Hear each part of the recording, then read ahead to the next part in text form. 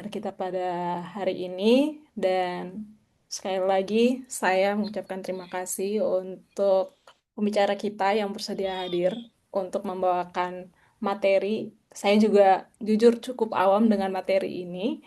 Oleh karena itu, tanpa memperpanjang kata, saya mengundang pemateri kita, Kak Hendrik, yang merupakan salah satu pengurus dari eh Iret ya, saya juga kurang tahu ini apa, tapi supaya kita lebih jelas, nanti Kak Hendrik boleh perkenalan lebih lanjut ya. Oleh karena itu, waktu saya persilahkan kepada Kak Hendrik untuk melakukan pemaparan materi dan perkenalan. Silakan, Kak.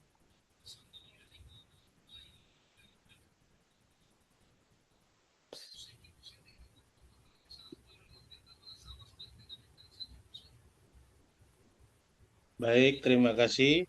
Cek, apakah suara saya bisa terdengar? Terdengar, Kak. Terdengar, Kak. Oke, baik. Terima kasih buat Kak Rustri, terus Kak Moderator Karut untuk waktu dan kesempatannya. Pertama, selamat malam, Shalom, Salve, Assalamualaikum warahmatullahi wabarakatuh. Mohon izin memperkenalkan diri kami dari tim pencegahan Densus 88 Satgaswil Nusa Tenggara Timur. Izin memperkenalkan diri, nama saya Hendrik C. Fernandes, pangkat Brigpol. Jadi hari ini uh, kita akan memberikan materi kepada rekan-rekan semuanya, itu tentang fenomena-fenomena uh, kejadian-kejadian teror yang lagi tren saat ini dan juga mungkin tentang IRET. Mungkin tadi moderator sebagai singgung tentang IRAT itu. IRAT itu adalah singkatan dari intoleransi, radikalisme, ekstremisme, dan terorisme. Mungkin Karut bisa untuk ke materi, Karut.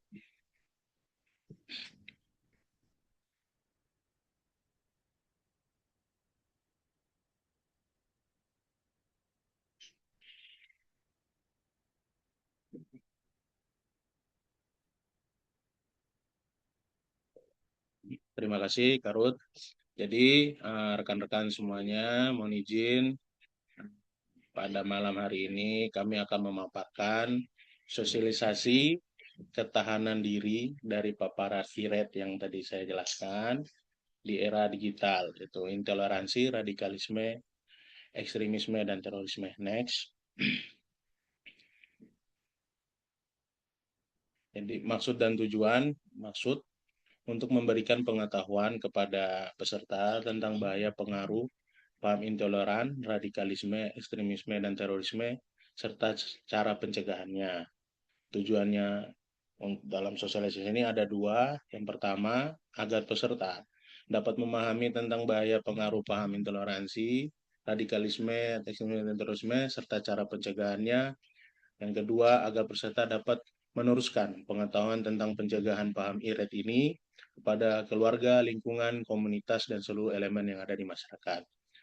Jadi, nanti kita akan memberikan sedikit gambaran tentang mungkin flashback kepada kejadian-kejadian teror, baik kejadian-kejadian teror yang viral yang di Indonesia, yang dimana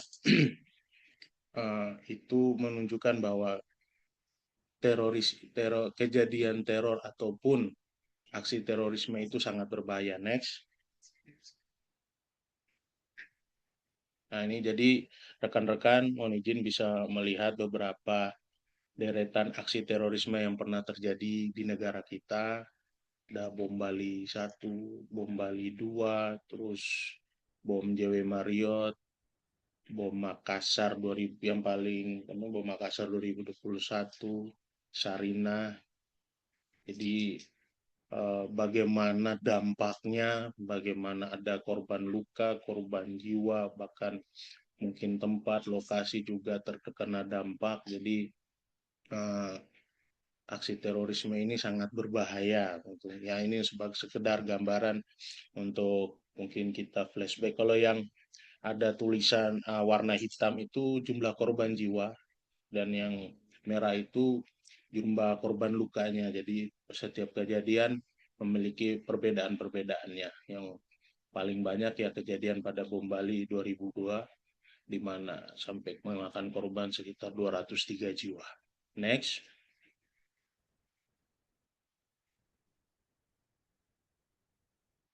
Nah, ini untuk kejadian terakhir ya. Puji Tuhan kita di negara Indonesia ini selama hampir kurang lebih 4 tahun, jelang 5 tahun kita sudah zero attack. Jadi kejadian yang terakhir adalah di tahun 2002, bom di Polsek Astana Anyar, Bandung, di mana menelan 2 korban jiwa, pelakunya sendiri sama seorang anggota polisi dan 13 lainnya luka-luka.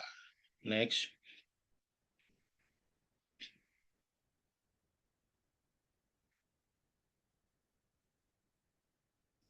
Jadi IRET ini memiliki beberapa arti atau definisi yang mungkin intoleransi ya kata lawannya itu dari toleran, di mana intoleransi dapat diartikan sebagai rasa tidak tenggang atau rasa kebalikan dari toleransi, menghargai, membiarkan atau memperbolehkan pendirian pendapat, pandangan atau kelakuan dan sebagainya yang berbeda atau bertentangan dengan pendirian sendiri. Sedangkan radikalisme itu adalah suatu ideologi, ide atau gagasan dan paham ingin melakukan perubahan pada sistem sosial dan politik secara drastis dan menggunakan kekerasan atau ekstrim. Ekstremisme itu berbasis kekerasan yang mengarah pada terorisme. Adalah keyakinan atau tindakan yang menggunakan cara-cara kekerasan atau ancaman kekerasan ekstrim dengan tujuan mendukung atau melakukan aksi terorisme. Terus pengertian dari terorisme sendiri adalah perbuatan yang menggunakan kekerasan atau ancaman kekerasan yang menimbulkan suasana teror atau rasa takut secara meluas yang dapat menimbulkan korban privat massal atau menimbulkan kerusakan atau kehancuran terhadap objek vital yang strategis, lingkungan hidup, fasilitas publik, atau fasilitas internasional dengan motif ideologi politik dan gangguan keamanan seperti yang tadi kita lihat di awal itu beberapa akibat, beberapa dampak daripada terorisme itu sendiri. Next.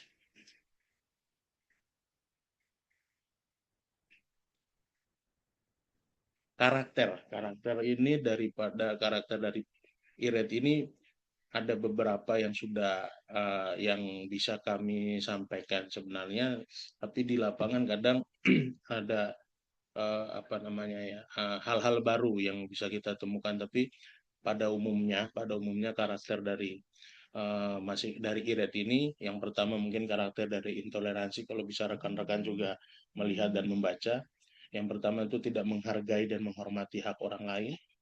Terus dia bersikap diskriminasi atau membeda-bedakan orang berdasarkan suku, agama, ras, gender dan lain-lain. Nah, itu sudah tidak pas dan tidak baik untuk negara kita, karena negara kita adalah negara yang menjunjung tinggi rasa toleransi. Terus mengganggu kebebasan orang lain baik dalam memilih agama, keyakinan politik dan memilih kelompok, memaksa kehendaknya pada orang lain, tidak mau bergaul dan bersikap tidak baik dengan orang yang berbeda keyakinan. Jadi kalau orang yang tidak sepemahaman sama dia, maka sikapnya tidak bagus, tidak baik lah, dia tidak suka seperti itu. Membenci dan menyakiti perasaan orang yang berbeda pandangan atau pendapat, terus mementingkan kelompok sendiri atau menganggap kelompoknya lebih baik. Sedangkan untuk karakter daripada radikal atau gagasan, dia anti kebinekaan dan ingkari. Jadi menurut dia Pancasila dan undang-undang itu ataupun dasar negara kita Pancasila itu tidak pas dan tidak sesuai dengan kehendaknya dia. Jadi dia tidak mendukung dan dia tidak setuju tentang Pancasila, tentang undang-undang dasar. Bahkan kalau di lapangan ketika kami terjun atau ketika kami menangani mereka yang sudah memiliki paham ataupun gagasan yang radikal, adalah mereka menyanyikan lagu Indonesia Raya aja mereka tidak mau. Dan itu juga tidak mau, terus hormat kepada bendera pun tidak mau. Bagi mereka itu suatu yang dilarang oleh agama menurut mereka seperti itu. Tidak mau hormat bendera, tidak mengakui hukum yang berlaku di Indonesia. Jadi hukum yang Indonesia yang mereka mau adalah hukum sesuai dengan apa yang ada di ajaran mereka seperti itu. Terus mereka selalu memakai nama Tuhan, selalu mengatasnamakan apa yang mereka lakukan itu sesuai dengan apa yang sudah diperintahkan sesuai dengan ajarannya. Tapi mereka menggunakan cara-cara kekerasan baik secara verbal maupun tindakan dalam mewujudkan tujuannya. Next.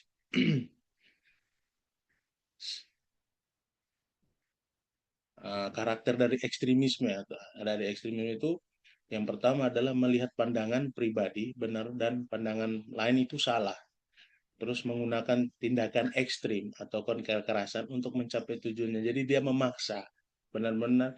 Kalau yang tadi dia memaksakan pemikirannya di radikalisme, kalau ekstremisme ini dia sudah memaksakan pemikiran dan kehendaknya, tapi dia pakai tindakan langsung kekerasan. Terus dia menciptakan perpecahan antara pandangan yang berbeda. Jadi dia mengadu domba, menggunakan tindakan provokatif untuk menarik perhatian atau respon dari masyarakat pemerintah. Dan tindakan ekstrim ini rata-rata menyimpang dari norma sosial atau hukum yang berlaku dalam masyarakat. Nah, dari intoleransi dia menghasilkan radikalisme, radikalisme menghasilkan tindakan ekstremisme. Hasilnya adalah dari karakter terorisme ini. Jadi karakter terorisme ini dalam mencapai tujuan berdasarkan doktrin ataupun radikalisme tadi, apapun diperbolehkan, termasuk mohon maaf bom bunuh diri, pembantaian dan aksi kekerasan lainnya. Diperbolehkan memerangi pemerintah, aparat penegak hukum, dan masyarakat yang mendukungnya. Jadi orang yang mendukung pemerintah, bahkan kami ini sebagai anggota Kepolisian Negara Republik Indonesia yang bekerja di pemerintah, bagi mereka itu harus diperangi, harus ya bahasa kasarnya itu harus dimusnahkan. Terus yang karakter ketiga dari perilaku terorisme itu, pemerintah Indonesia dianggap sebagai pemerintah yang kafir atau yang tidak sah karena hukum tata negaranya tidak berasaskan agama. Padahal kalau boleh ya kita tahu pada sejarah Indonesia ini didirikan oleh bukan hanya satu agama, melainkan semua agama yang duduk saling bermusyawarah, bermufakat, dan menghasilkanlah negara Republik Indonesia ini. Diperbolehkannya baginya merampas harta orang yang dianggap kafir atau di luar kelompoknya. Jadi kalau mereka itu ibarat eh, melakukan kekerasan dengan tindakan terorismenya itu, ketika ada harta misalnya milik orang yang tidak sesuai dengan kelompoknya, bagi mereka itu sah dan itu diperbolehkan dalam agama sesuai dengan kepercayaannya kelompok itu. Terus memerangi orang-orang yang dianggap tidak sejalan pemikirannya dan siap mati untuk mencapai tujuan melakukan aksi teror, menyerang simbol-simbol negara untuk mempropaganda tujuannya. Next. Jadi iret ini seperti pohon, rekan-rekan, mohon izin. Jadi iret ini seperti sebuah pohon di mana awal mula ataupun cikal bakal iret ini itu berawal dari intoleransi sebagai akarnya. Jadi dia sudah mulai terpapar dari pikiran dan pemahaman anti intoleransi, seperti pada intinya kan anti perbedaan, dia tidak suka diperbedaan, itu sebagai akar. Dari akar intoleransi inilah mulai tumbuh batangnya. Nah, itu adalah radikalisme. Jadi dia sudah mulai terpapar dengan pemahaman-pemahaman Izin dengan Kak Hendrik. uh, Kak Hendrik izin ya. suaranya ini agak maju kayaknya.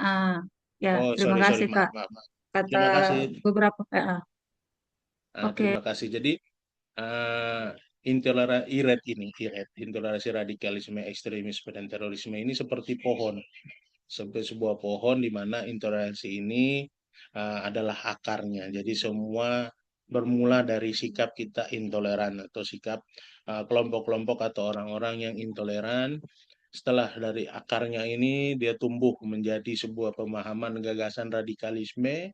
Setelah itu dia dari radikalisme ini mulai berbuah atau mulai mulai apa ya, mulai keluarlah buahnya yang paling paling eh, paling tingkatannya agak rendah mungkin seperti tinggalkan kekerasan seperti ekstrim, tapi buah hasil daripada intoleransi menghasilkan gagasan yang radikal, dengan memaksakan gagasan radikalnya dengan sikap yang ekstrim, hasillah buah sebuah terorisme ataupun aksi. Jadi buah terorisme ini atau aksi teror ini bisa terjadi melalui eh, tahapan awal yang pada dasarnya adalah dari sikap tidak suka dengan perbedaan. Sepertinya jadi dia rata-rata para pelaku teror ini dia yang mempunyai sikap intoleransi, mereka itu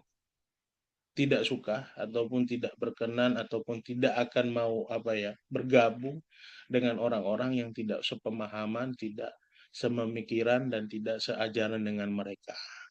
Jadi itulah intoleransi iret ini seperti pohon. Jadi kalau bisa sebelum akarnya ada ataupun sebelum pohonnya kita sudah eh, mencegah agar tidak tumbuh. Bila perlu kita harus mencabut iret ini dari akar-akarnya. Next.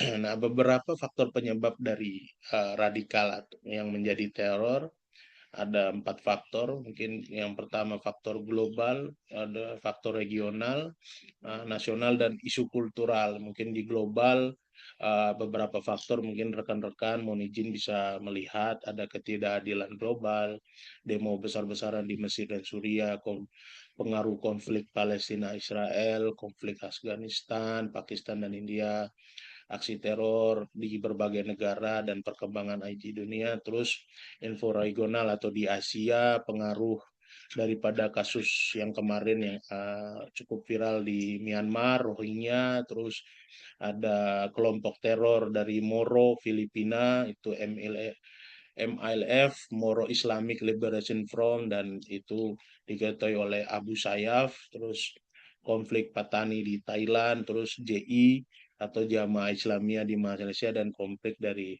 Thailand, terus mungkin uh, uh, dari isu apa penyebab dari nasional itu mungkin yang pertama kalau biasanya diangkat oleh kelompok radikal teror itu yang pertama isu ketidakadilan dan isu kemiskinan secara sosial, ekonomi, dan politik itu juga bisa mereka pakai atau mereka gunakan untuk menyebarkan pemahaman dan gagasan radikal mereka untuk masuk dalam situ. Terus isu korupsi di kalangan pejabat, terus merasa kecewa terhadap kebijakan pemerintah maupun isu intoleransi atau isu SARA yang mungkin pernah terjadi tapi syukur sudah teratasi dan sudah kondusif sampai hari ini dan sudah damai. Terus isu kultur atau budaya, pemahaman keagamaan yang rata-rata mereka itu dangkal atau kalau mau dibilang masih belum mengerti bagaimana uh, ajaran yang sebenarnya, maksud yang sebenarnya, tapi sudah uh, sudah membenarkan diri mereka bahwa mereka itu sudah paham sekali tentang agamanya, terus penafsiran kitab suci yang sempit atau tekstual. Jadi seperti apa yang dibaca di dalam kitab suci ataupun eh, di dalam kitab suci itu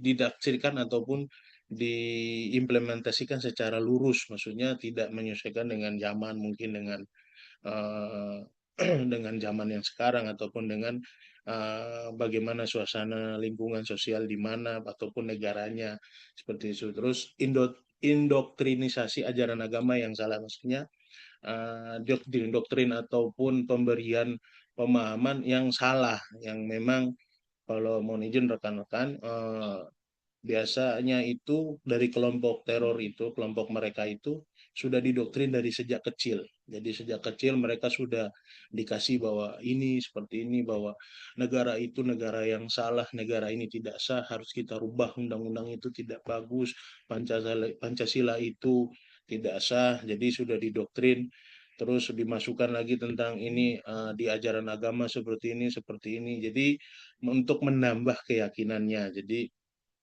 itu beberapa isu dan faktor penyebab dari radikal teror. Mungkin next.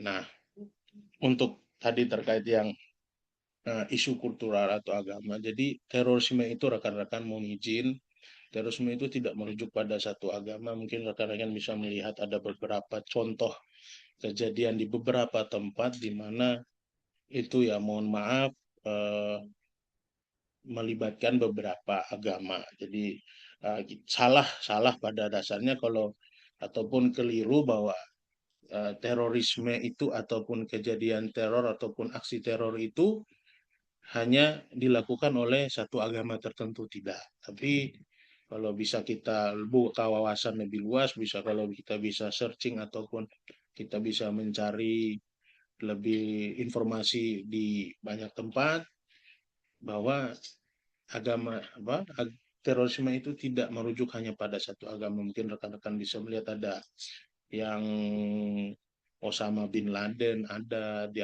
Roof itu supremasi white supremacy di Amerika Serikat.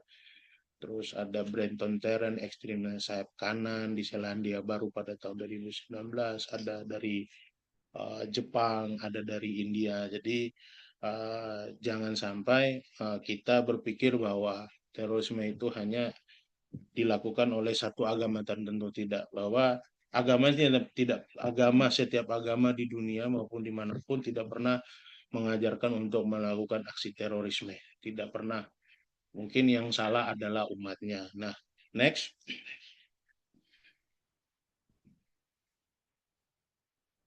Jadi kami mengambil salah satu statement daripada Bapak Guru Besar, Bapak Bangsa, Profesor Dr. Haji Muhammad bin Pak Mahfud MD, di mana beliau menyampaikan bahwa radikalisme itu tidak ada hubungannya dengan agama, tetapi umat agama apapun bisa terjangkit radikalisme. Hanya saja kebetulan karena di Indonesia mayoritas beragama Islam, maka radikalisme yang menguat itu adalah radikalisme yang mengatasnamakan Islam. Jadi bukan agamanya yang salah, tapi umatnya yang salah mengartikan ataupun karena indoktrinisasi tadi.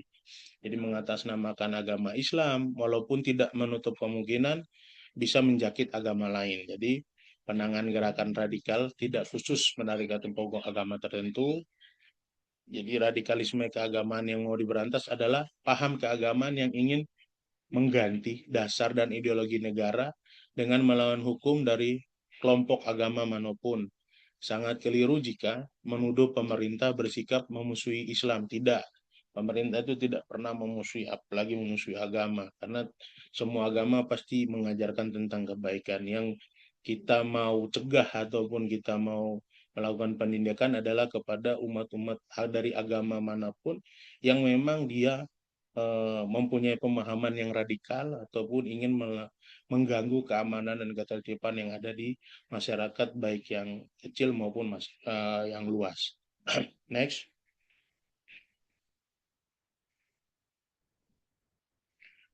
Mohon izin rekan-rekan mungkin ini untuk gambaran beberapa organisasi terlarang yang ada di Indonesia dari kelompok radikal teror. Ada JI, Jamaah Islamiyah, JAT, Jamaah Ansarut Tauhid, JAD, Jamaah Ansarud Daulah atau ISIS, MIT, Mujahidin Indonesia Timur yang kemarin kalau mungkin ada yang pernah membaca berita kalau MIT itu ketuanya Ali Kalora kemarin sudah dilakukan tindakan tegas terukur dan sudah ditangkap semua, dilakukan penegakan hukum terhadap jaringan-jaringannya, ISIS juga. Terus ada beberapa organisasi di Indonesia terlarang yang ada di Indonesia, PKI, FPI, HTI, Gavatar, terus kelompok intoleran NII atau Negara Islam Indonesia. Jadi ini adalah mohon izin rekan-rekan beberapa contoh organisasi terlarang yang ada di Indonesia. Jadi Jika rekan-rekan atau teman-teman semuanya melihat ada orang yang membawa ataupun memposting ataupun menyebarkan lambang-lambang daripada ini, mungkin bisa dilaporkan kepada RT, RW, ataupun Babin Kamtibmas di masing-masing lingkungan. Next. Jadi, nah ini adalah sarana yang digunakan oleh kelompok teror untuk menyebarkan paham radikalisme. Misalnya mereka menggunakan sarananya itu dari kajian agama, dari buku-buku, dari media sosial, tenaga pengajar, maksudnya yang kayak indoktrinasi tadi itu kan dari kecil ya disuruh pergi ke guru ini untuk belajar ini, tetapi yang diajarkan itu rata-rata adalah salah. Ya, untuk garis besarnya lembaga pendidikan Islam ada yang memang masih ada yang resmi, ada yang tidak resmi karena mungkin di Jawa itu banyak sekali sekolah tahfiz Quran maupun sekolah hafalan Quran yang ilegal, yang dibikin ataupun dibangun ataupun dibentuk oleh kelompok-kelompok dari orang-orang yang memiliki paham radikal ataupun intoleran. Terus dari pertemanan dan persahabatan, mungkin dia punya teman, punya sahabat yang sudah terpapar, ya, dia berteman, maka dia juga terjangkit. Organisasi, komunitas atau ekskul, ya organisasi organisasi kelompok juga kita harus lebih jeli lagi, kita harus lebih memilah-milih mana komunitas, mana organisasi yang harus kita ikuti. Perkawinan dan kekerabatan. Jadi kalau di luar mungkin rata-rata kelompok intoleran ini atau kelompok teroris ini mereka memberikan apa namanya ya, jodoh atau kawin nanti kamu jadi dari satu A yang B ini mereka sama-sama uh, mempunyai paham radikal, anak-anaknya dijodohkan ini kakak. Seperti itu. Next. Jadi mohon izin rekan-rekan mungkin bisa melihat dari sarana penyebaran dari buku atau buletin. Ya, contohnya mungkin rekan-rekan bisa melihat ada beberapa jenis-jenis buku. Ya, bahasa-bahasanya rata-rata seperti itu. Ya, tentang kafir, tentang jihad, tauhid, seperti itu. Next.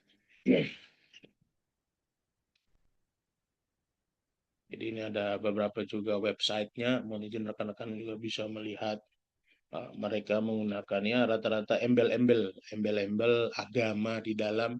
Mereka menyebarkan ataupun memberikan ataupun menarik animo ataupun menarik orang untuk bisa ikut dan bergabung dengan mereka. Jadi ada beberapa website ya, ya mohon izin untuk rekan-rekan jangan saran dari kami ya, jangan harus jeli melihat website atau apapun yang rekan-rekan cari, harus sharing, harus dilihat dulu itu websitenya tentang apa. Jangan sampai kita ketika mengklik malah kita masuk ke dalam pusaran uh, radikal. Next.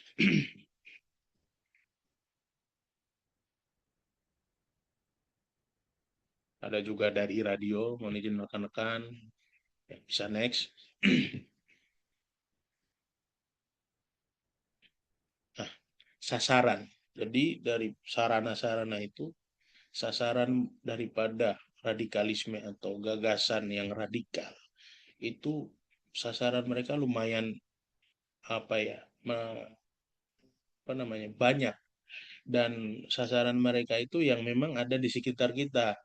Yang pertama, toga itu tokoh agama, tokoh masyarakat, tokoh adat, tokoh pemuda, dan tokoh-tokoh lainnya itu jadi sasaran mereka. Jadi ketika mereka ingin menyebarkan pemahaman yang radikal itu, ketika mungkin mereka ke suatu tempat, mereka mencari apa? Mereka mencari tokoh-tokoh atau orang-orang yang memang mempunyai pengaruh, orang-orang yang mempunyai apa ya, daya tarik. Nah, terus mereka sampaikan dan mereka kasih pemahaman, gagasan mereka. Ini tentang harusnya kamu tuh seperti ini, kamu harus begini supaya ini yang benar, yang selama ini kamu lakukan adalah salah. Terus tenaga pengajar atau mendidik ya mungkin buat kakak-kakak yang dosen, guru itu juga menjadi sasaran. Jadi selain tokoh, mereka juga mengincar para guru, pendidik, tenaga pengajar, baik yang eh, tenaga pengajar resmi maupun yang di bimbel-bimbel seperti itu juga jadi sasaran mereka. Terus pelajar, nah pelajar, santri, mahasiswa dan mahasiswi itu yang jadi sasaran mereka ya. Mereka harus membentuk dari indoktrinisasi tadi itu ya itu dari mereka dari bahkan ada yang masih dari TK itu sudah diberikan pemahaman-pemahaman, diberikan pengetahuan-pengetahuan yang salah ya, yang salah tentang mohon maaf tentang agamanya. Intinya dia membentuk dulu namanya sikap intoleransi. Dari sikap intoleransi itu nanti yang menghasilkan seperti yang tadi sudah kita lihat pohon, jadi menghasilkan buahnya terorisme. Terus sasaran berikutnya itu adalah jamaah atau pengajian. Kalau mungkin di kita di sini mungkin kayak di sekolah minggu ataupun mohon maaf nanti di gereja. Jadi kalau dari tokoh agamanya itu dia sudah radikal, nanti ketika penyampaian daripada mungkin apa ada khotbahnya atau apanya itu nanti dia mengajak untuk pada umat untuk ya ini kamu harus begini. Jadi selama ini tuh ini salah, kita mendukung negara itu salah seperti itu. Terus sasarannya daripada radikalisme juga itu pada ASN, TNI, Polri, pegawai BUMN dan juga pegawai ataupun karyawan swasta seperti itu. Dan sasaran yang paling akhir itu masyarakat pada umumnya. Jadi di lingkungan RT RW, lingkungan di tetangganya juga menjadi sasaran radikalisme. Next.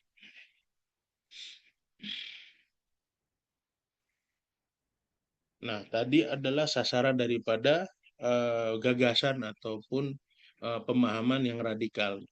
Jadi setelah dia memiliki pemahaman apa gagasan dan pemahaman yang radikal, sasaran mereka itu bukan hanya pada orangnya, bukan hanya. Jadi ada beberapa lagi tambahan mungkin sepertinya itu ada pada fasilitas tempat ibadah mungkin ya kejadian-kejadian yang tadi di awal gambar di awal mungkin adalah kejadian ya kayak di gereja, di hotel, terus di objek vital kayak di mungkin kantor-kantor, terus tempat kerumunan, terus tempat ibadah kayak di masjid, gereja itu menjadi sasaran dari pelaku teror. Jadi dari sasaran mereka itu banyak. Jadi apapun mereka lakukan intinya adalah untuk menimbulkan kecemasan dan ketakutan yang massal atau yang banyak. Jadi orang jadi takut, orang jadi rasa ngeri, jadi trauma, itulah tujuan mereka. Jadi ketika orang sudah takut dan trauma, nah, masuklah mereka akan memberikan pemahaman-pemahaman yang radikal. Next.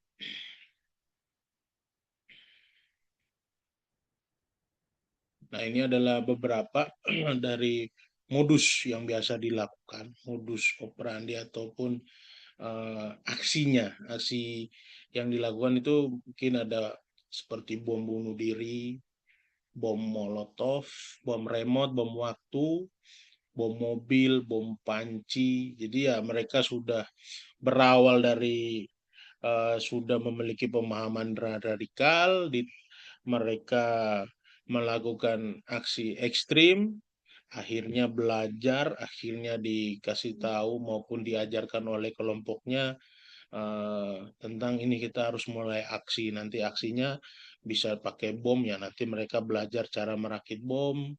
Kalau harus pakai racun itu juga ada meracuni ataupun mereka bikin senjata-senjata rakitan itu juga bisa seperti itu. Terus kadang kalau beberapa kejadian ya banyak ada anggota yang ditusuk juga pakai pisau ataupun penculikan atau penyanderaan semuanya itu adalah beberapa modus aksi teror yang marak terjadi yang mungkin sudah pernah terjadi di Indonesia maupun di dunia. Next. Nah, jadi mohon izin rekan-rekan, jadi peran Densus 88 Teror Polri dalam hal ini di wilayah Nusa Tenggara Timur dalam mencegah radikalisme dan terorisme ini kami melakukan kontra ataupun kami melawan. Jadi ideologi atau pemahaman yang yang radikal maupun yang mereka mau sebarkan itu kan melalui ideologi, pemahaman, melalui pemahaman ideologi, terus pemahaman yang radikal, terus narasi-narasi yang mereka gunakan pada setiap ketika mereka ingin memberikan apa ya namanya, ketika mereka mau mencuci brainwash orang-orang untuk mengikuti ajaran mereka, kami Densus 88 mau lagi kontra-kontra ya mungkin kontra atau perlawanan yang kami lakukan ya mungkin bisa kontra ideologi ataupun kami juga membuat media sosial untuk mengkanter postingan-postingan yang sifatnya mau mempropaganda ataupun mau mengadu domba, menimbulkan kecemasan-kecemasan di masyarakat juga kami melakukan. Jadi mungkin rekan-rekan bisa melihat kami melakukan kajian strategis terhadap ancaman Pancasila, melakukan pembinaan dan penyuluhan dan sosialisasi penguatan ideologi kebangsaan. Mungkin nanti kalau jika teman-teman semua rekan-rekan ada yang mungkin mau, kami siap untuk memberikan sosialisasi dan binlu untuk penguatan ideologi. Mungkin ya eh, kami juga berencana dalam waktu dekat ketika nanti pada saat MPLS nanti kami eh, akan mengisi untuk memberikan penguatan ideologi kepada adik-adik yang baru masuk, baru naik kelas, biar bahkan juga nanti guru-gurunya kami berencana juga dan sudah berjalan sejauh ini dan nah diterima dengan baik. Terus kami juga melakukan pemetaan terhadap wilayah yang rawan, jadi wilayah-wilayah yang mungkin terindikasi rawan pemahaman radikal akan kami melakukan pemetaan untuk bagaimana selanjutnya nanti kita melakukan intervensi. Terus kami pun juga tidak sendiri dalam melakukan hal ini, kami selalu melibatkan seluruh stakeholder, kementerian dan lembaga dalam rangka pencegahan radikalisme ini. Jadi kami tidak sendiri di sini, kami selalu berkoordinasi dengan pemerintah setempat, paling dari tingkat RT, RW, dari lurah, camat, tokoh agama, tokoh masyarakatnya, dan juga kepada dinas terkait. Kalau jika kita menangani yang masih di bawah umur, maka kita akan mengundang dinas PPA dan dari Dinsos, Kemensos, dari sentra-sentra ya Kemensos, dan kalau di sini itu sentra Evata yang di Laibonat itu juga kami sudah menyambangi dan kami ajak untuk sama-sama kita bekerja bersama untuk mencegah radikalisme ini. Next. Ya, langkah-langkah mungkin langkah-langkah yang sudah kami lakukan selama ini, mohon izin rekan-rekan. Yang pertama ya deteksi dini mana kita menciptakan rasa tanggap atas perubahan lingkungan sosial sebagai upaya deteksi ini terhadap potensi gangguan ancaman IRED. Jadi kita melakukan deteksi dini di beberapa wilayah itu kita juga melakukan koordinasi. Jadi dari koordinasi itu kita menanyakan ataupun kita mengumpulkan informasi-informasi di setiap wilayah sesuai dengan siapa misalnya dari lurah, dari RT, dari Pak Babin Kamtipmas, dari Polsek di wilayah ini seperti bagaimana, wilayah ini bagaimana terkait dengan apapun itu, apapun yang bisa menjadi potensi menjadi IRED. Setelah itu kami juga partisipasi di langkah-langkah berikutnya adalah partisipasi meningkatkan keikutsertaan masyarakat untuk melaporkan kepada pihak berwenang jika mengetahui atau melihat kegiatan yang mencurigakan. Jadi, jika rekan-rekan atau teman-teman melihat ataupun mengetahui ada suatu kegiatan yang menurut rekan-rekan ini janggal ataupun tidak pas atau ada upacara tapi yang dikibarkan bukan bendera merah putih, mereka melakukan ada latihan-latihan kemiliteran tapi tidak ada polisi maupun tidak ada tentaranya, itu mungkin bisa disampaikan, dilaporkan mungkin kepada eh, Babin Kamtipmas, Babinsa maupun RT RW setempat nanti biar bisa kita tindak lanjuti. Dan juga pencegahannya kita melakukan sinergitas dengan TNI, dengan pemerintah daerah, toga, tokoh agama, tokoh masyarakat, tokoh pemuda, tokoh adat, tenaga pendidik, dosen, guru, para tokoh, influencer pun juga kami ajak bersama-sama untuk menjadi duta pencegahan agar mau membantu terus, dan juga stakeholder terkait lainnya dalam upaya mencegah paham iret ini. Karena dalam hal pencegahan ini kembali lagi mohon izin rekan-rekan tidak bisa kita bekerja sendiri, harus bersama-sama ya. Untuk khususnya Nusa Tenggara Timur mungkin belum, tapi harapan kita adalah jangan pernah sampai terjadi kapanpun. Semoga tetap damai, tetap aman, tetap tentram seperti itu. Next. Nah, jadi tadi itu adalah materi tentang Iran. Nah, sekarang adalah tren modus aksi teror saat ini. Jadi eh, yang tadi adalah mungkin gambaran tentang aksi teror yang sudah mungkin sudah pernah teman-teman atau rekan-rekan lihat atau mengetahui. Tapi sekarang ada tren yang baru. Jadi tren ini menargetkan rekrutmennya itu pemuda ataupun pelajar yang sedang dalam pencarian jati diri dan identitas. Serta sekarang itu mereka menempatkan perempuan dan anak sebagai pelaku aksi teror. Jadi aksi teror itu tidak hanya, mohon maaf, tidak hanya laki-laki dan tidak hanya bapak-bapak gitu.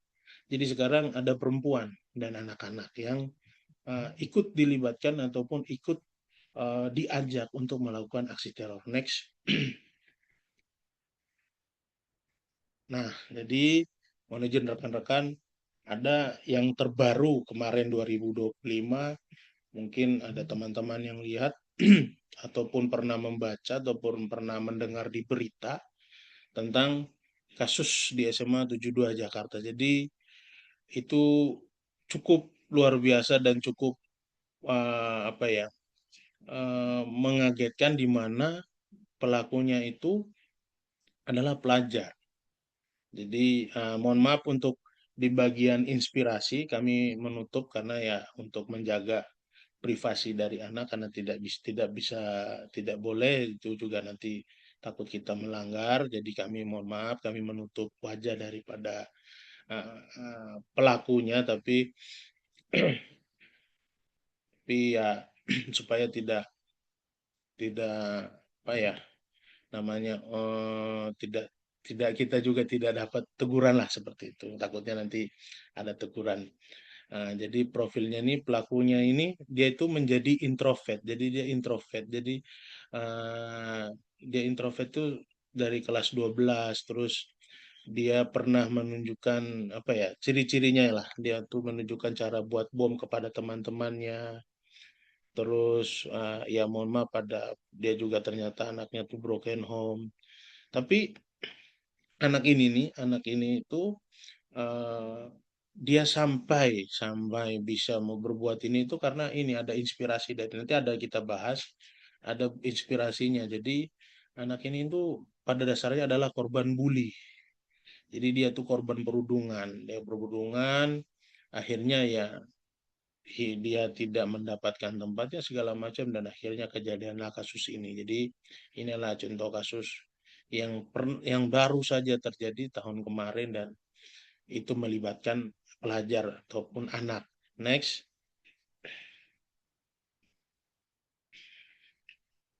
Dan ini juga sama, ini juga kejadiannya sama. Yang ini anak si ibaratnya masih anak SMP kelas 3 seperti itu. Jadi bukan hanya sekarang, bukan hanya bapak-bapak, mohon maaf, bukan hanya bapak-bapak maupun orang tua, tapi sekarang adalah mereka melibatkan anak-anak, dan anak-anak ini juga rasa keponya, rasa ingin tahunya yang tinggi, malah mendapat konten-konten dan tempat yang salah, maka jadilah seperti ini. Next. Nah, jadi anak tadi itu mereka itu tergabung, mereka itu ada dalam satu grup Jadi namanya tuh grup TCC atau True Crime Community. Jadi ini ada beberapa lambang, mungkin mohon izin rekan-rekan bisa melihat. Jadi ada beberapa lambang yang di lambang ini, di dalam grup ini itu random, maksudnya bebas, siapapun bisa masuk. Tapi pada dasarnya adalah mereka mencari rekrutmen. Jadi bebas dari segala lini usia ada dalam grup ini. Ada yang dewasa, ada yang anak-anak, ada perempuan, ada laki-laki. Dan di dalam ini mereka melakukan brainwash, mereka mencuci otak dengan memposting, memberikan konten-konten hingga akhirnya didapatkan orang yang ataupun rekrutmen yang berminat dan mau melakukan aksi-aksinya, melakukan aksi sesuai dengan keinginan daripada uh, grup ini, seperti itu pada dasarnya. Jadi eh, anak-anak yang tadi di SMA 72 dan dari SMP Kuburaya itu, eh, mereka semua bergabung dalam satu grup yang sama. Seperti itu. Next. Nah, tokoh atau role model yang diikuti anak-anak tadi, mungkin teman-teman dan rekan-rekan bisa melihat, itu adalah, jadi mereka itu meniru kejadian-kejadian yang di luar negeri. Jadi menirunya karena di grup itu yang di-share adalah ini cerita apa, video-video seperti ini. Jadi konten-konten yang di-share ataupun yang dibagikan di dalam grup TCC tadi adalah konten-konten tentang kejadian-kejadian penembakan di SMA Columbine, terus penembakan di Politeknik di Kurtz, terus penembakan massal di Virginia, Amerika Serikat. Jadi di grup itu dibagikan ataupun diberikan konten-konten tentang ini. Jadi awalnya takut nonton video, maksudnya mereka lihat apa nih videonya, tapi lama-lama mereka jadi senang dan puas nontonnya karena berhasil ibaratnya melihat anak-anak ini. Jadi mereka itu kan dibully. Ini rata-rata korban bully, korban perundungan. Jadi mereka karena dibully, dikucilkan, terus mereka marah, mereka ingin balas dendam sama pelaku bulinya, akhirnya mereka masuk di grup TCC itu. Nah, di grup itu dikasihlah nih contoh-contoh orang korban bully yang bisa membalaskan dendam. Jadi kayak ada rasa puas. Jadi kayak ada rasa, wah, ternyata kalau bisa membalaskan itu, jadi rasa rasa hati itu puas seperti itu. Oke, next. Nah, ini adalah jadi grup TCC itu setelah pasca kejadian dari SMA 72 Jakarta itu, di dalam grup itu ada 130 anak, 32 anak yang menjadi member ataupun peserta di dalam grup itu. Jadi dan sudah kita sudah diklasifikasikan 20 anak itu sudah memasuki tahap persiapan aksi, 18 mungkin masih berniat ada 18 anak yang berniat melakukan kekerasan kepada pembulinya, dan 20 anak lain telah menetapkan sasaran, dan sasarannya itu teman sebaya, sekolah, sarana, prasarana, TNI, Polri, dan tempat ibadah. Dari 132 anak, telah dilakukan, kami dari Densus 88 telah melakukan intervensi ataupun telah kami asesmen dengan stakeholder, PPA, dengan Peksos, dengan Dinas PPA Provinsi, Dinas PPA daripada Polda, dari psikolog, baik psikolog dari swasta maupun dari Polri, dari tokoh agama, dari Kemenak, itu juga sudah kami melakukan intervensi atau asesmen, total sudah 115 anak.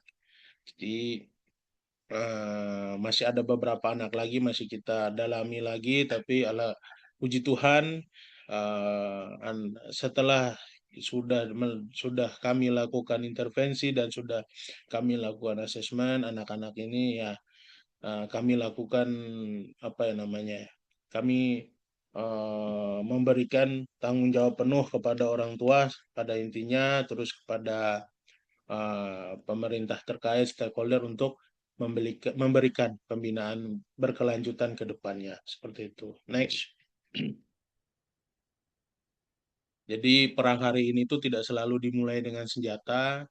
Jadi beberapa banyak dari mereka yang sedang dibentuk orang yang tidak pernah kita kenal. Karena hari ini yang membuat masa depan anak-anak kita bukan hanya narkoba, bukan hanya geng jalanan, bukan hanya propaganda tentang agama, tetapi algoritma yang tahu kesepian lebih cepat daripada orang tuanya. Jadi daripada kesepian itu mereka mencari pelarian dan mereka bertemu dengan hal-hal yang dengan konten-konten yang mengarahkan mereka atau mencuci otak mereka sehingga akhirnya mereka apa ya, hasilnya adalah berperilaku kasar dan bisa mengarah kepada tindakan terorisme seperti yang terjadi di SMA 72 Jakarta tadi. Next. Jadi menurut fakta UNICEF tahun 2025, kalau bahasanya adalah medan perang sudah berpindah. Jadi dulu itu mungkin zaman saya ya, mungkin mohon izin rekan-rekan, dulu mungkin ada apa-apa kalau bosan atau apa ya kabur keluar atau maksudnya jalan keluar rumah cari kawan segala macam terus bermain bersama teman-teman. Tapi hari ini anak-anak yang mungkin eh, galau ataupun sepi ataupun marah, mereka sekarang kaburnya ke layar. Jadi studi dari Ofcom UK terhadap 42 anak usia dari 7 sampai 17 tahun, screen time-nya itu 30 sampai 16 jam per hari. Banyak berkata. Terus maknanya ialah anak tidak lagi sekedar memakai internet, tapi internet itu sudah menjadi habitat. Nah, fakta UNICEF-nya 2025, gaming bahwa terdapat 3,42 miliar pemain itu 9 dari 10 anak aktif online gaming. Jadi game itu bukan lagi hiburan namun infrastruktur sosial generasi muda. Jadi kalau dulu kita bertanya anak nongkrong di mana, hari ini kita harus bertanya anak masuk server Asia apa gitu. Jadi harus lebih peka. Jadi mungkin kalau di sini ada bapak ibu atau kakaknya yang punya adik-adik, bapak ibu yang punya anak-anak ataupun eh, bisa ataupun di sini ada dosen atau segala macam bisa dilihat ataupun bisa diawasi lagi bagaimana anak-anak itu bermain dengan layar HP-nya itu seperti itu. Next. Nah, gaming. Jadi gaming itu sekarang medan perang baru. Jadi kalau dulu medan perang, mungkin perang yang kita tahu ya di gunung, tapi hari ini di game room. Jadi ini ada beberapa artikel yang kita ambil ataupun kita ambil intinya. European Commission menyebutkan bahwa gaming platform menjadi ideologi ekosistem karena di platform gaming itu sulit diawasi. Terus ada ada namanya fitur real time voice chatnya, jadi bisa chat secara real, terus bisa memberikan kata-kata secara langsung, terus intimate bonding, terus trust building, membangun kepercayaan, membangun keterikatan. Terus penelitian yang dipublikasikan pada Frontiers 2026 menyebutkan bahwa platform kayak Roblox, Minecraft, Discord atau uh, live chat atau live video, Call of Duty atau COD itu menjadi ruang hate speech. Jadi di game-game itu yang mempunyai fitur-fitur live chat itu rata-rata anak-anak itu bebas. Nah, jadi di dalam game-game ini, di mana bebas anak-anak itu berbicara, anak-anak itu berkata apapun, masuklah masuklah orang-orang yang tidak bertanggung jawab pada intinya pada dasarnya adalah orang dewasa. Mereka memberikan share link, mereka memberikan link grup, baik itu link grup WA maupun Telegram.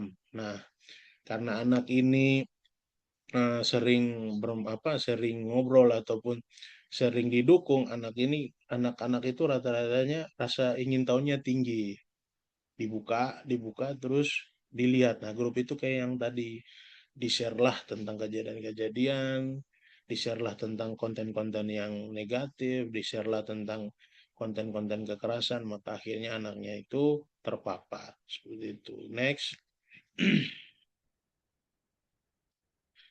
Nah, ini adalah bagaimana cara mereka merekrut. Jadi bukan dengan ancaman, namun dengan perhatian ya, karena itu tadi bahwa rata-rata anak itu dari sepi. Jadi kami menamainya model sahabat. Jadi dari sapaan, apresiasi, hadiah, akses, belonging, adu musuh, dan tindakan. Jadi dari sapaan dulu, bro, ayo, maksudnya teman, ayo kawan main lagi. Terus setelah bermain game yang sama, diapresiasilah anaknya. Nah, kamu hebat, kamu bisa luar biasa. Terus diberikan hadiah, skin item. Terus dikasih akses lagi.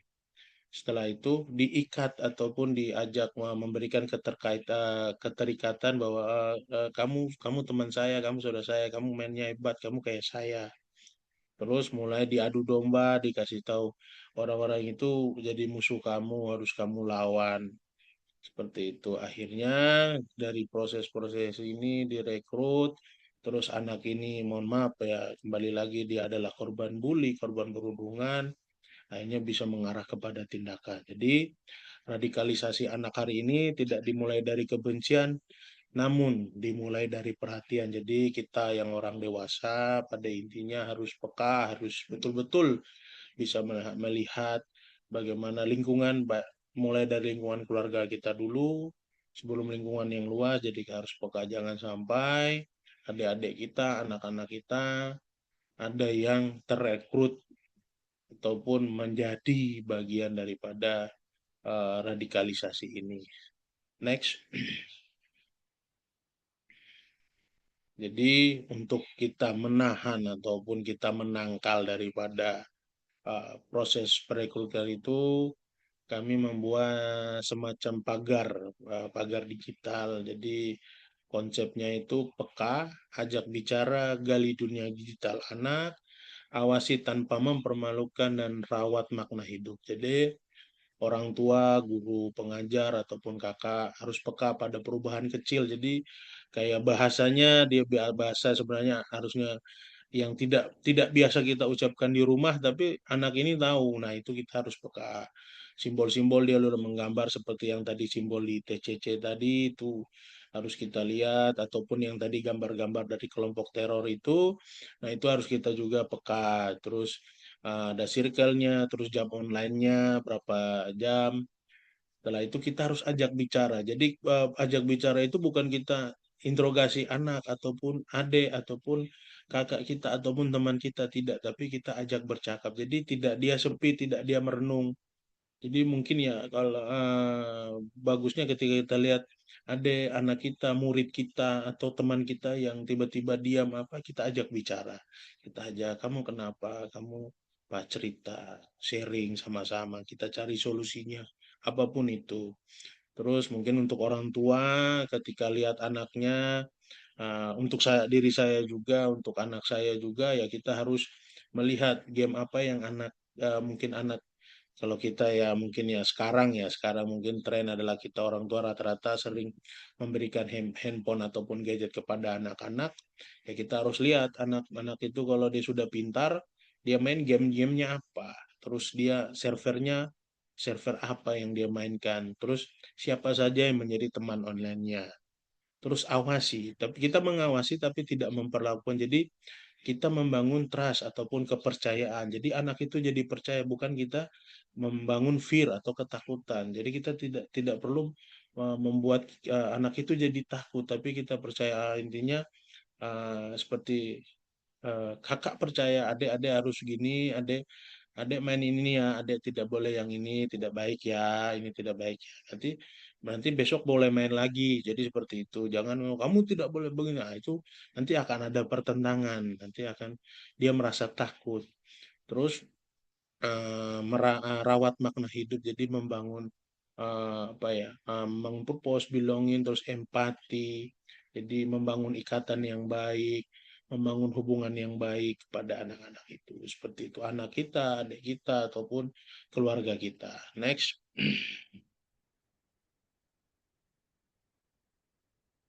Nah, jadi eh, sebenarnya adalah semua itu eh, hanya ada dua tempat sebenarnya, dua tempat yang bisa membuat ataupun bisa membangun bagaimana jati diri dari anak-anak yang sedang mencari jati diri. Jadi data dari OECD dan UNICEF dan Ofcom menunjukkan anak dan remaja itu menghabiskan mayoritas waktunya itu di dua tempat. Yang pertama adalah rumah, yang kedua adalah sekolah. Jadi mereka itu menghabiskan waktunya ya mungkin full time Senin sampai Jumat di sekolah, Sabtu Minggunya di rumah. Jadi bukan di kantor polisi, bukan di kementerian, bukan di ruang sidang, tetapi di rumah dan di sekolah.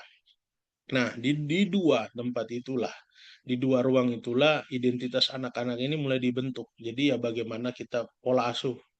Jadi bagaimana kita membimbing, bagaimana kita mengajarkan, memberitahu dan mengarahkan. Nanti identitas anak itu bisa terbentuk. Jadi walaupun ya anaknya yang mungkin yang eh, kurang mengetahui ataupun dia memiliki sifat yang lemah lembut, tapi kalau dia dididik dengan keras mungkin dia akan menjadi keras. Tapi ya kerasnya harus yang bagaimana juga, harus yang baik, yang positif, tidak boleh yang negatif. Terus ada luka emosional yang muncul, jadi kita harus hati-hati juga, jangan sampai membuat ada traumatik, ada apa dengan apa ya, membuat luka di hati yang panjang, yang dalam, yang lama, karena ya mungkin luka di hati, luka yang sulit untuk diobati, terus rasa diterima, terus rasa dicari. Jadi dia merasa anak-anak ini kita harus membuat bahwa kita harus mencari, jadi harus tanya dia di mana, lagi apa, di mana, ngapain. Jadi hal-hal kecil tapi itu yang sangat apa ya, sangat berpengaruh dan sangat mengambil peran penting di mana kita bisa menjaga keluarga, anak-anak kita, murid-murid kita, teman dan saudara kita agar terhindar dari paham-paham radikal maupun kekerasan yang ada di media sosial maupun di dunia digital saat ini. Terus jadi Densus itu tidak bisa bekerja sendiri karena sebelum anak bertemu aparat, anak lebih dulu bertemu ibu, ayah, guru, wali kelas, pembina ekstrakurikuler, teman dan sebayanya. Karena mohon izin rekan-rekan, mohon izin teman-teman, perang hari ini bukan dimulai di hutan, tetapi dimulai mungkin di room, di kamar yang sendiri, sepi, tanpa ada teman, tanpa ada perhatian. Mereka mencari bersosial media di dunia maya dan akhirnya menemukan tempat di mana mereka diterima, tempat di mana mereka disetujui dan diakui, tapi itu adalah tempat yang negatif, maka bisa terjadilah aksi-aksi seperti yang di SMA 72. Jadi kalau Densus adalah benteng terakhir bangsa, maka rumah dan sekolah adalah benteng pertamanya. Next.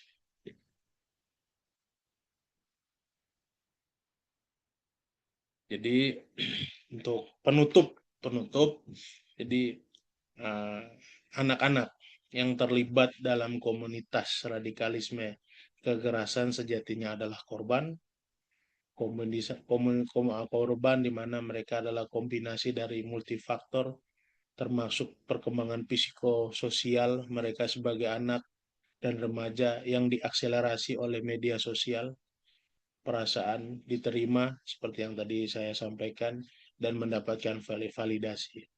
Jadi anak yang merasa didengar di rumah lebih sulit dicuri oleh ruang digital.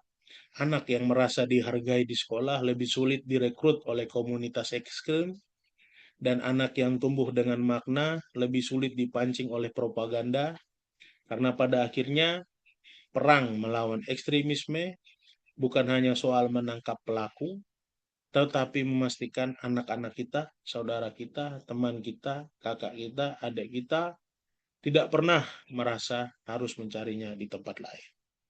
Next. Jadi mungkin itu yang bisa kami sampaikan dari tim pencegahan Satgaswil Densus 88 Anti Teror Polri Nusa Tenggara Timur. Mohon izin jika ada salah atau kata atau salah frasa.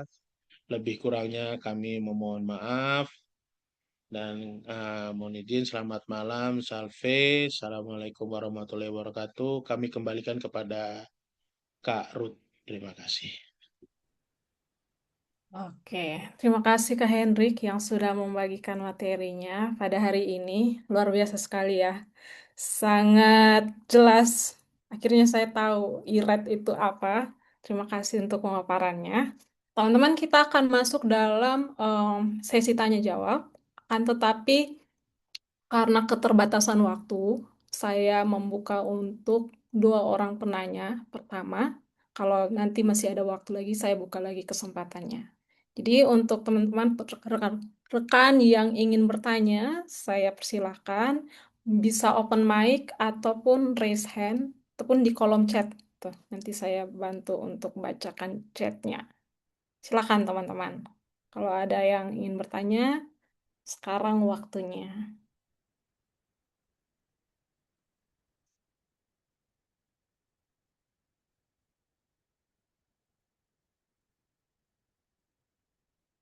Di kolom chat. Oke, saya ada buka di kolom chat. Terkait analogi pohon, disebutkan bahwa intoleransi itu ada tingkat akar atau pikiran. Di sekolah kadang sulit membedakan mana siswa yang cuma punya prinsip pribadi dan mana yang sudah mulai intoleran. Pertanyaannya, apa ciri-ciri nyata yang bisa kami lihat sehari-hari kalau seorang siswa sudah mulai berubah dari sekedar tidak suka menjadi bersikap radikal? Dan bagaimana cara menegur atau membimbingnya dengan aman agar si anak tidak merasa dipojokkan atau dikucilkan oleh guru? Pertanyaan dari Kak Natalia.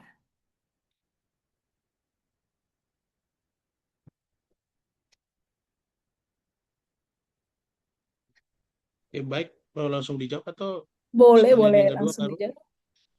Ah, Oke, jadi mohon izin ya terkait ciri-ciri, bentar saya buka dulu. Natalia ya.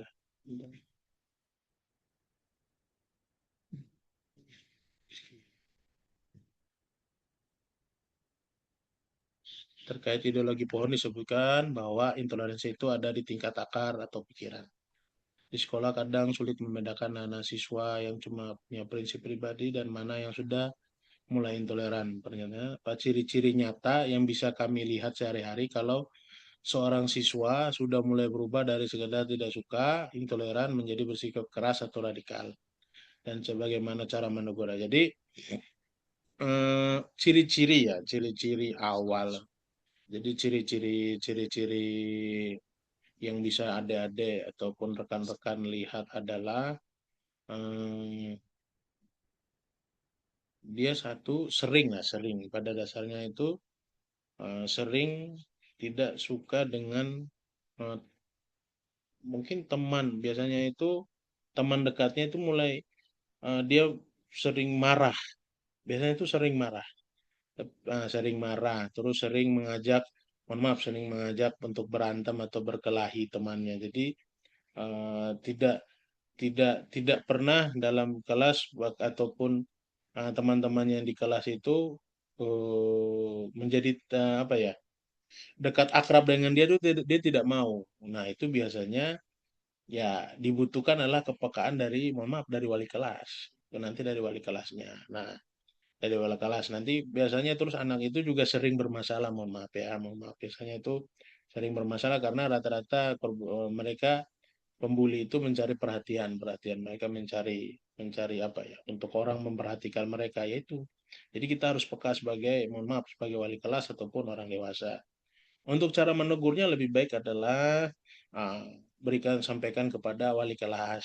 Wali kelas itu lebih baik biar nanti dari wali kelas yang menegurnya secara halus. Ya mungkin kita sebagai teman atau adik rekan-rekan sebagai teman bukan menegur tapi memberitahu kawan teman itu kayak begini tidak baik kamu tidak boleh seperti ini mungkin seperti itu Kak terima kasih. oke, terima kasih Kak sudah menjawab Pak Hendrik. Semoga jawabannya cukup menjawab pertanyaan Kak Natalia ya. Oke, Ya selanjutnya. mungkin izin izin Karut mungkin Iya, nanti kami kan nanti masih sering nanti kami akan sering di wilayah Nusa Tenggara Timur khususnya di wilayah Kota Kupang, Pulau Timur, Rote dan Sabu dan di mana Alor kami wilayahnya.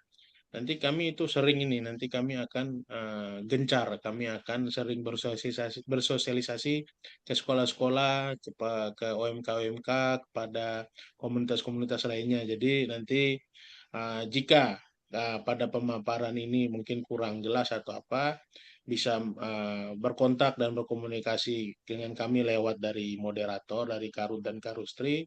Nanti bisa kita agendakan agenda pertemuan-pertemuan di mana saja dan itu free, kami siap, tidak dipungut, tidak perlu menyiapkan apa-apa, kami akan siap memberikan materi dan kami akan siap memberikan pemahaman-pemahaman yang mungkin tadi kurang jelas atau apa nanti bisa kami sampaikan di waktu dan lain kesempatan. Terima kasih. oke. eh Terima kasih, Kak. Mungkin saya lanjut ke pertanyaan kedua. Lanjut pertanyaan dua masih dari kolom chat juga. Ini lebih ke langkah konkretnya. Jadi, langkah konkret dan praktis apa yang bisa dilakukan oleh masyarakat umum, tadi kan oleh guru, ini untuk membangun benteng pemikiran yang kritis agar tidak mudah terpengaruh oleh narasi pemecah belah di internet. Pertanyaan bagus. Silakan, Kak, kalau mau langsung dijawab.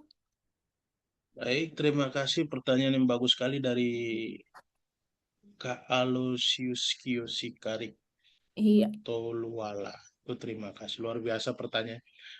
Langkah konkret dan praktis yang bisa dilakukan ya mungkin di masyarakat tingkatan paling kecil mungkin RT ya sering-sering membuat apa namanya ya kumpul-kumpul kumpul-kumpul tetangga, kumpul-kumpul warga, mungkin yang sebagai tokoh pemuda di situ, anak-anak mudanya dikumpulkan, diajak kumpul di satu rumah. Ya bukan untuk yang mengarah negatif, tapi ajak kumpul ya mungkin bisa saling sharing. Nanti kita bikin kegiatan-kegiatan apa di tetangga, di warga yang positif. Jadi itu langkah-langkah praktisnya adalah seperti itu. Jadi yang berperan dan yang paling penting adalah di kelompok, di RT, di RW itu. Jadi tokoh pemudanya yang harus aktif.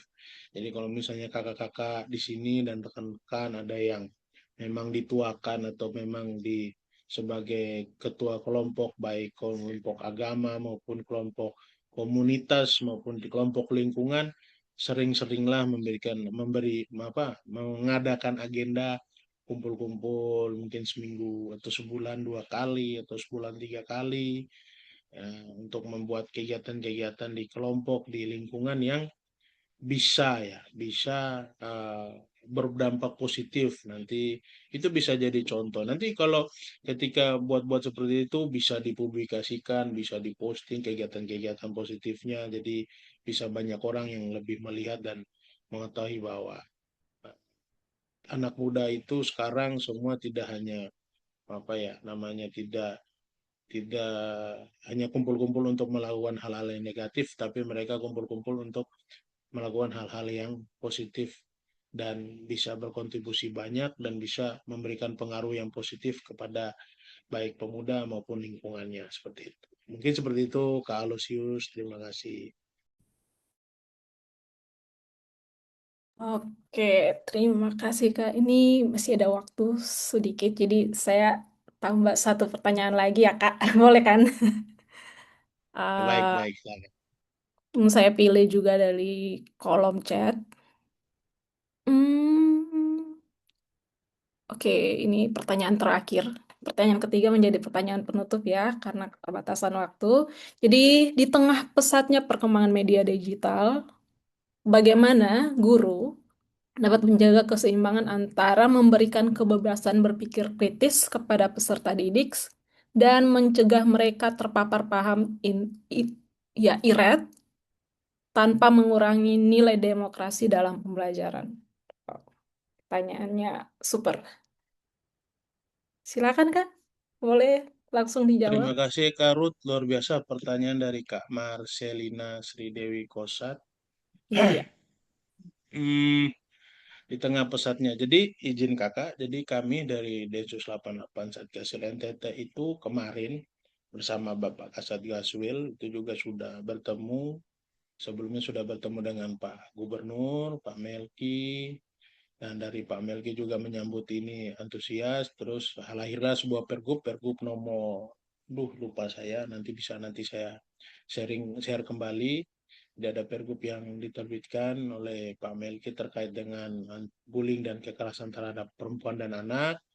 Terus setelah itu kami juga berkunjung kepada Dinas Pendidikan untuk menyampaikan tentang IRET ini bagi bahayanya IRET ini bagi pelajar, dan akhirnya terbit juga peraturan tentang pembatasan penggunaan handphone, surat edaran itu juga sudah tersebar di semua sekolah melalui Dinas Pendidikan dan Pemuda Olahraga Provinsi NTT. Jadi eh, guru, kalau untuk guru ya mungkin saya juga lahir dan besar dan jadi sekarang juga karena pendidikan dan bimbingan seorang guru, mungkin eh, untuk memberikan kebebasan kepada anak-anak yang punya pemikiran yang kritis itu adalah dengan kita memberikan kesempatan dan dengan kita memberikan trust perhatian kepada mereka.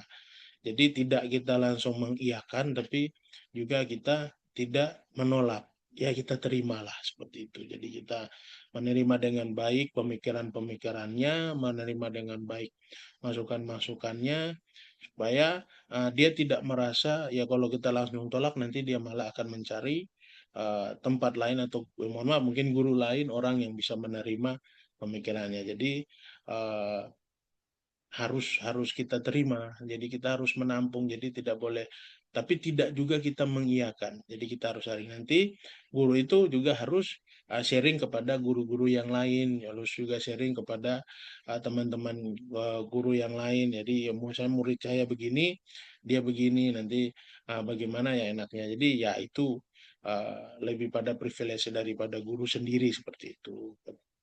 Jadi karena anak-anak ini banyak banyak banyak apa ya banyak mereka itu berciri khas, mereka itu random, mereka itu acak-acakan, tidak sama satu anak dan yang lainnya pemikirannya sama. Mungkin seperti itu, Kak. Terima kasih. Oke, terima kasih Kak Hendrik untuk jawaban-jawabannya. Izinkan saya menyimpulkan lagi ya beberapa pemaparan yang sudah Kak Hendrik berikan yang menurut saya cukup menarik gitu ya. Jadi aksi terorisme itu tidak langsung lahir begitu saja jadi, tapi ternyata ada akarnya dan itu berakar dari intoleransi. Jadi peran kita ini bukan hanya peran polisi ya, tapi peran yang dilakukan secara komunal, tidak bisa secara individual saja. Jadi kita punya perannya masing-masing untuk membangun sikap toleransi. Kira-kira seperti itu. Teman-teman, ini adalah akhir sesi kita. Kita akan mengakhiri dengan memberikan, sebentar saya bagikan dulu share script-nya. Oops.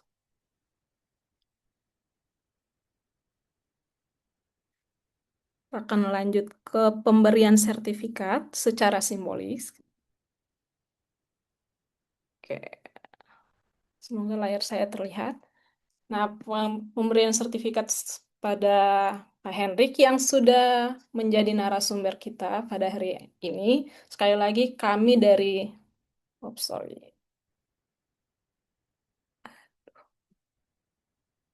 salah. Oke, maaf kelewatan.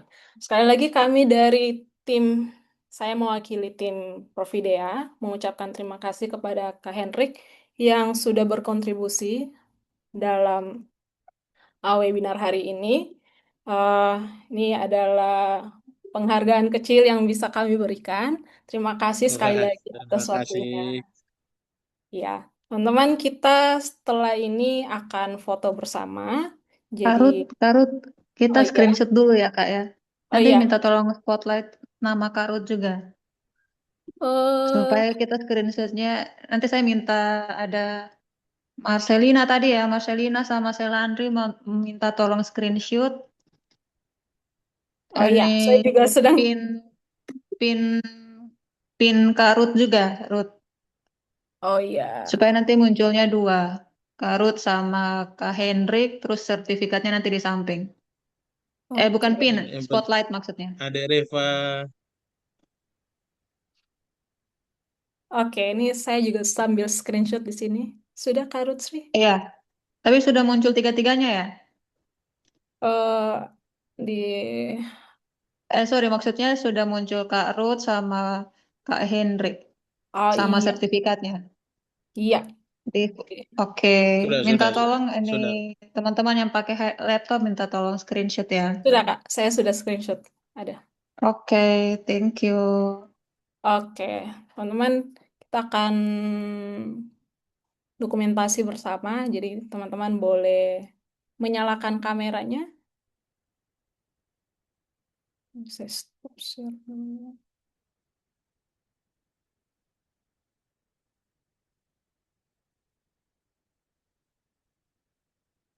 Oke, hitungan 1, 2, 3. Oke, saya lanjut ke layar selanjutnya.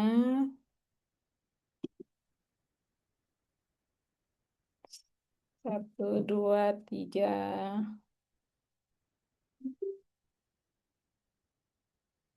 Oh, ada 3 layar di sini. Layar yang ketiga, 1, 2, 3. Oke,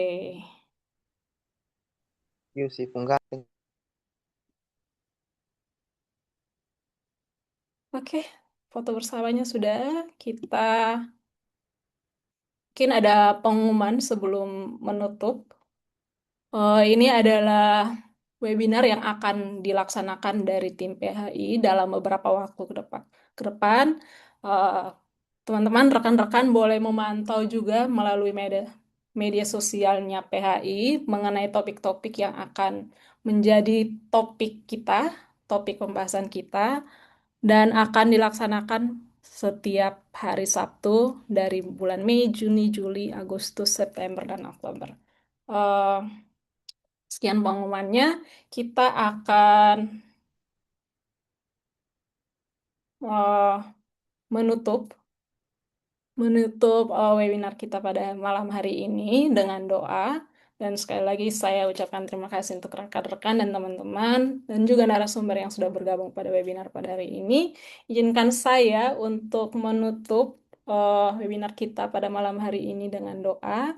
Karena itu teman-teman boleh mengikutinya dan saya akan memimpin doa ini dalam ajaran dan kepercayaan saya yaitu Kristiani. Kita berdoa. Bapa kami dalam kerajaan sorga, kami mengucap syukur untuk webinar yang boleh terlaksana pada malam hari ini. Biarlah setiap materi yang boleh kami terima dan sudah kami diskusikan pada malam hari ini boleh menjadi hal yang berguna bagi kami, khususnya dalam kehidupan kami bermasyarakat dan bernegara. Dan Tuhan juga memberkati narasumber Kak Hendrik yang sudah meluangkan waktu dan meluangkan waktunya untuk memberikan pemaparan materi. Kiranya Tuhan juga melimpahkan berkat atasnya, memberkati setiap pekerjaan dan usahanya. Kegiatan kami selanjutnya kami serahkan ke dalam tangan pengasihan-Mu. Di dalam nama Tuhan Yesus kami sudah berdoa dan mengucap syukur. Amin. Oke, sekian dari kami. Saya mewakili tim PHI mengucapkan terima kasih atas kontribusi teman-teman dan juga narasumber yang sudah hadir saat ini. Kita akan bertemu lagi di webinar-webinar selanjutnya. Terima kasih. Sampai jumpa Terima kembali. kasih Karo, terima kasih Karustri, terima kasih rekan-rekan Moniji. Terima kasih. Selamat malam, Selamat shalom, Tuhan malam. berkati semua, amin.